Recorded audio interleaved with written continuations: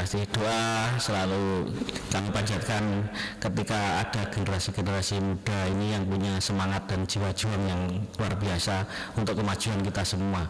Semoga jenengan nanti dalam tahun-tahun ke depan lebih sukses lagi. Apapun programnya, monggo, yang penting niat kita adalah berbuat untuk membuat sesuatu yang tidak berguna menjadi sesuatu yang lebih berguna, berbuat dari yang belum bermanfaat menjadi hal-hal yang lebih bermanfaat. Ini kami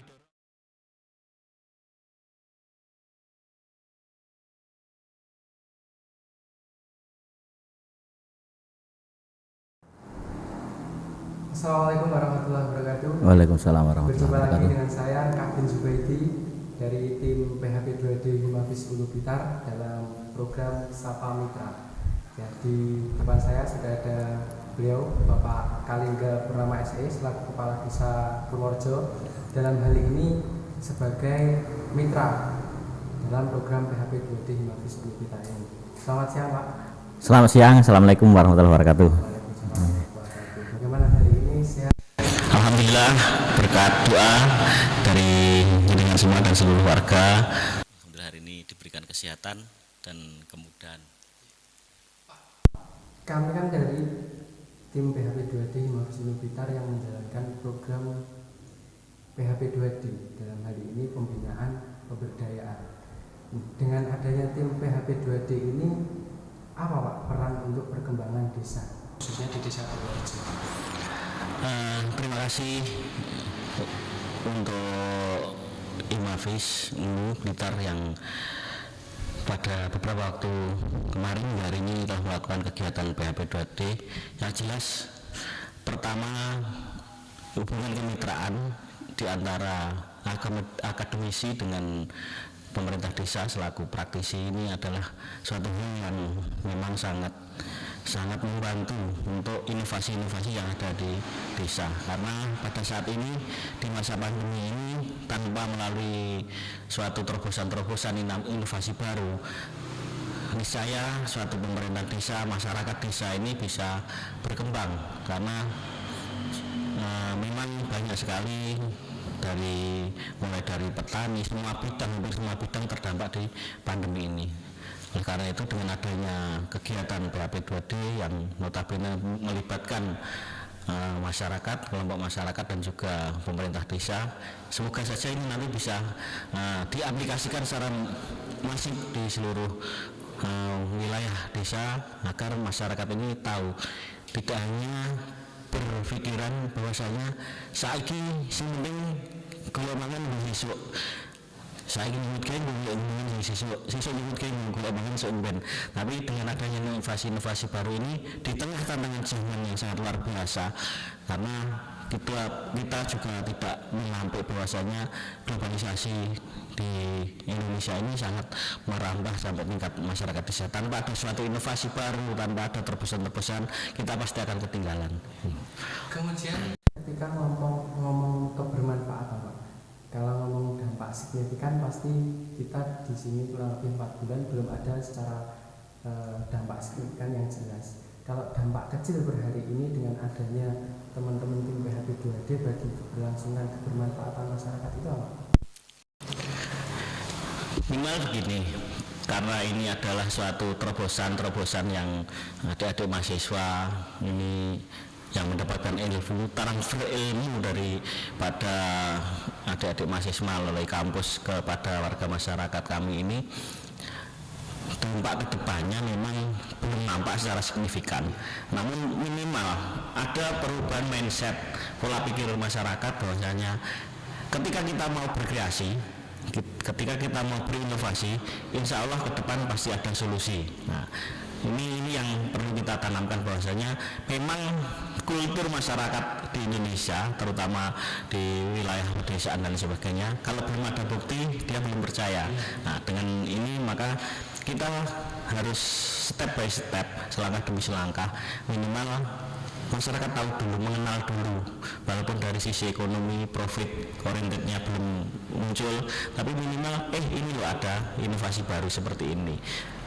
barang-barang yang semula ini hanya dibuang dan dijadikan sampah dan lain sebagainya, tapi ketika ada inovasi bisa dimanfaatkan dan bisa ada nilai ekonominya. Ini yang perlu kita gaungkan, dan juga kita minta bantuan lagi kepada Hinanya selaku generasi muda yang tahu tantangan zaman pada saat ini adalah era digitalisasi. Nah, inilah bagaimana memasarkan produk ini tidak harus berkeliling, tapi dengan berkeliling melalui media sosial ini sudah sangat membantu sekali. Tinggal itu yang perlu kita poles, bagaimana caranya kita mengatur manajemen strategi bahwa agar minimal kita punya nama dulu, masalah hasilnya insya Allah akan mengikuti di belakangnya. Ini kan dari program kemarin membentuk inovasi yang namanya pembuatan keripik dari gedebok pisang dan juga organik cair yang itu terbuat dari limbah gedebok pisang. Kemudian setelah nanti pasca kami sudah kembali ke kampusnya masing-masing dan program ini harus berjalan, langkah apa Pak yang akan diambil desa dalam meneruskan program ini? Terima kasih. Insya Allah karena ini kami menilai bahwasanya terobosan-terobosan yang sangat positif nilai dari sisi ekonomis dan kemasyarakatannya, maka insya Allah nanti di tahun 2022 tahun depan ini kita akan berusaha melakukan BIMTEK, bimbingan teknis untuk menindaklanjuti ilmu yang telah jenengan berikan kepada warga. Jadi tidak hanya berhenti sampai di sini ketika jenengan sudah selesai tugasnya di Desa Purworejo, harus ada tindak lanjut sebagai program berkesinambungan. Insya Allah nanti kita sudah ngobrol dengan Pak Sekdes juga, dengan BPD untuk menindaklanjuti hal ini, karena minimal kita bisa memberdayakan perempuan untuk kegiatan-kegiatan ini, terutama yang disebutkan tadi terkait dengan keripik gedebok. Ini kan barang langka sebenarnya. Kalau dulu saya kecil, keripik gedebok ini, kulitnya gedebok ini dibuat untuk bungkus tempe. Dengan kemajuan zaman sudah tidak dipakai lagi, tempe sudah menggunakan plastik atau yang lain. Tapi kita kembalikan bagaimana ini tidak hanya sekedar dibuang percuma, tapi bisa dimanfaatkan, bahkan tidak menutup kemungkinan suatu saat nanti selain kita mengkonsumsi nasi juga bisa mengkonsumsi keripik gedebok. Walaupun keripik gedebok itu seperti itu, tapi ketika sudah diolah sedemikian rupa sehingga ini ada nilai manfaatnya, insya Allah seperti itu.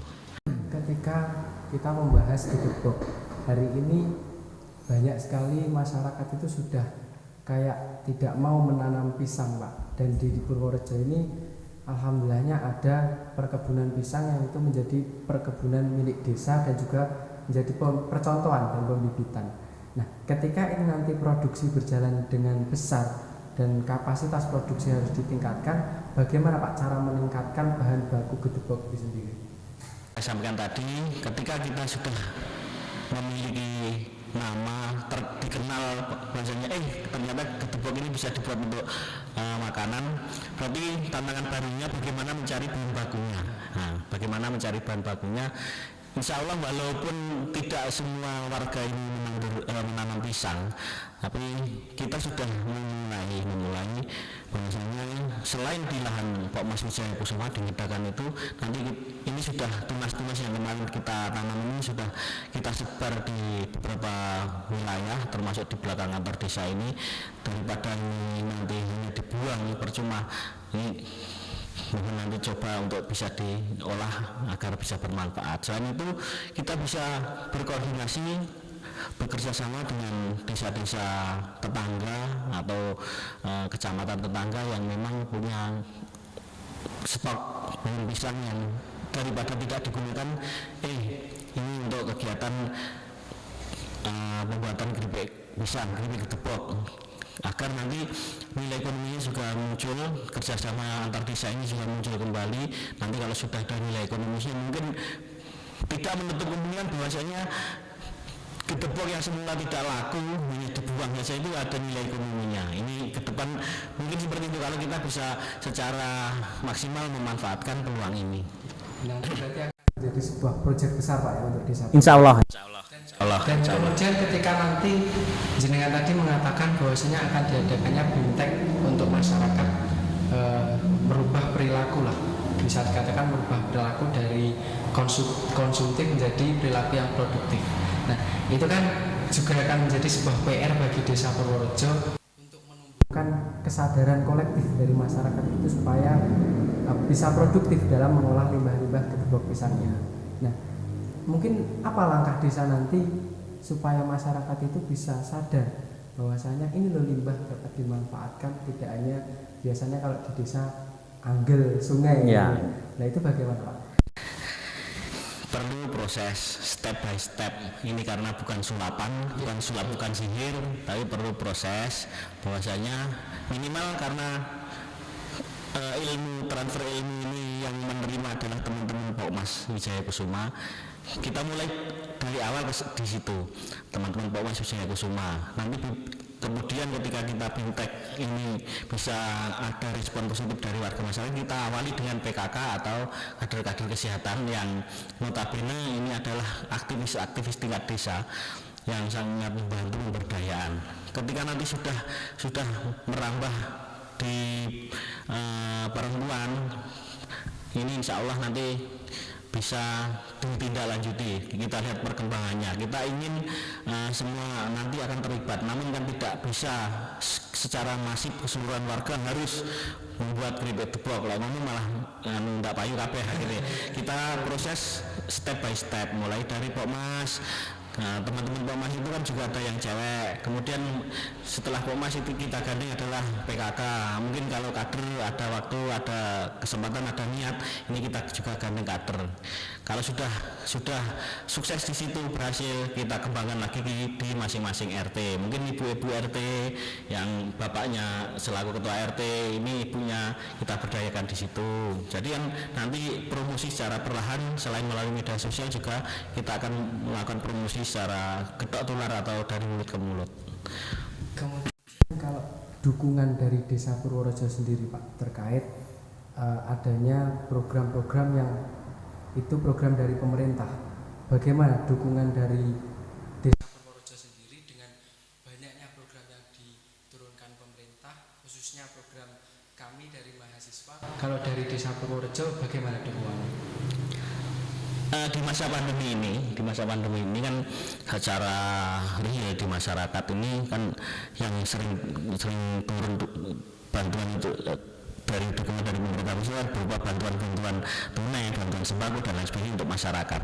Kita berpikirnya kita tidak bisa berharap dari situ saja. Masyarakat itu jangan berharap dari bantuan. Ketika ada terobosan, ini yang harus kita sambut dengan lapang dada, dengan pintu terbuka.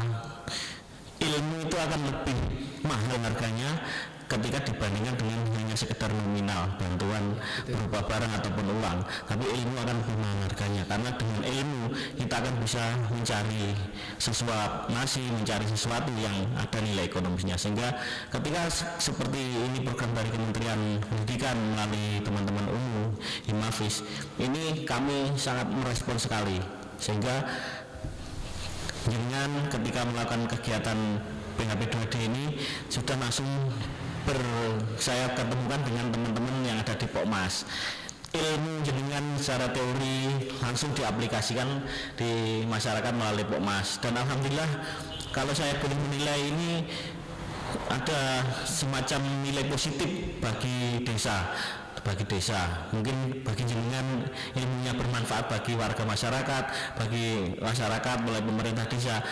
Saya berterima kasih sudah diberi ilmu yang seperti ini.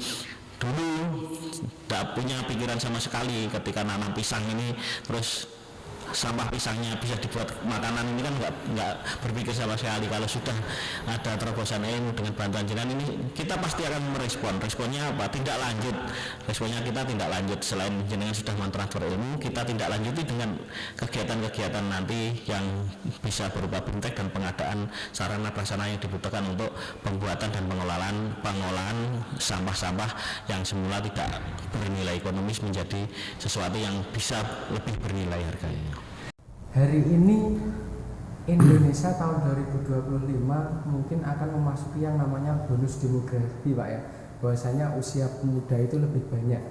Nah, ketika ngomong bonus demografi khususnya di Desa Purworejo, kalau Bapak menganggap peran akademisi khususnya mahasiswa dalam pemberdayaan masyarakat itu bagaimana? Nah, ini pasti tantangan baru bagi generasi-generasi muda, terutama mahasiswa-mahasiswa sekarang. Kalau mahasiswa zaman saya dulu sekolah bawa demo, mulai digebui, dipenuhi polisi, tentara itu dibeli. Tapi sekarang demonya lewat skill dan juga kemampuan imajinasi inovasi yang kita miliki. Itu demo yang lebih positif saya kira, sehingga jenengan ketika bisa memprosentase masyarakat terutama kaum pemuda yang notabene 2025 nanti kalau kaum milenial ini pasti akan lebih banyak jumlahnya dibandingkan kaum non milenial. Ini adalah tantangan sendiri, ini PR bagi seluruh generasi muda, generasi penerus. Jangan hanya berpangku tangan, jangan hanya berpuas diri, karena kita tidak bisa memungkiri ketika terobosan teknologi, inovasi dan sebagainya yang masuk dari luar negeri ini sedikit demi sedikit pasti akan menggeser pola pikir warga masyarakat, budaya, ekonomi dan lain sebagainya. Sehingga kalau mahasiswa terutama ini tidak bisa bergayung sambut atau menerima tantangan tersebut, pasti kita akan ketinggalan. Oleh karena itu mungkin generasi milenial itu sendiri akan dibagi menjadi beberapa bagian, seperti contoh ada yang mahasiswa, ada yang baru lulus SMA sudah mencari pekerjaan, ada juga yang setelah lulus selesai jadi pengangguran. Ini tantangan tersendiri. Makanya kami berharap generasi muda ini, siapa lagi kalau bukan generasi muda yang nanti akan memimpin bangsa ini, memimpin provinsi ini, memimpin kabupaten ini, memimpin desa ini kalau bukan generasi muda. Maka dari awal mari kita belajar untuk mencari solusi di tengah tantangan zaman yang semakin luar biasa dahsyatnya seperti ini. Sangat dari program dari Kepala Desa Purworejo terkait tanggapan bonus demografi. Nah, kemudian ketika kita ngomong pemuda, yang tadi saya jelaskan bahwasanya di bonus demografi, dan ketika kami dari PHP 2D itu melakukan program berupa pemberdayaan masyarakat secara keseluruhan. Kalau dari desa sendiri, bagaimana Pak cara memberdayakan khususnya pemuda-pemuda itu tadi, dan mungkin ada beberapa warga masyarakat Desa Purworejo itu sebagai mahasiswa. Bagaimana langkah pemberdayaannya untuk menghadapi bonus demografi yang akan datang? Nah, ini yang malah sulit. Desa itu ada kecenderungan mungkin mindset yang perlu kita rubah, bahwasanya kita itu masih terbelenggu dengan pola pragmatis dalam hal ini apa yang bisa diberikan oleh negara untuk kita, tapi sebenarnya kan apa yang bisa kita berikan untuk negara, sumbangsih ilmu itu apa yang bisa kita berikan. Maka kita mencari terobosan. Seperti contoh beberapa waktu kemarin kita sudah mencoba Pokmas ini yang dimulai dari generasi muda. Regenerasi ini perlu dilakukan, karena tanpa adanya regenerasi kita akan ketinggalan. Seperti contoh di Pokmas Wijaya Kusuma yang jenengan geluti selama ini bermitra dengan jenengan, mayoritas kan usianya di bawah 40 tahun. Dan ini yang kami harapkan nanti bisa membantu perkembangan desa-desa. Karena mau tidak mau mereka nanti pasti akan ditokohkan, mau tidak mau mereka nanti akan jadi pemimpin, entah mungkin di tingkat RT atau di tingkat dusun dan lain sebagainya. Tapi mencetak generasi inilah yang perlu, tidak harus dengan suatu program yang muluk-muluk kowe tak wae ngene minggu hasilnya seperti ini. Tidak, dengan sentuhan-sentuhan seperti ini, kegiatan-kegiatan ini, kalau memang dia berniat, insya Allah akan tumbuh perkembangan dari regenerasi ini sendiri. Karena kalau hanya berpangku tangan jaga nih weweane pemerintah, sisi pemerintah lain pemerintah. Nah, ini kita harus membuka diri, memecahkan solusi, memberikan solusi, mencari solusi, memecahkan permasalahan yang ada saat ini, menatap era ke depan yang lebih sulit lagi ini, karena saya yakin tanpa adanya suatu inovasi dan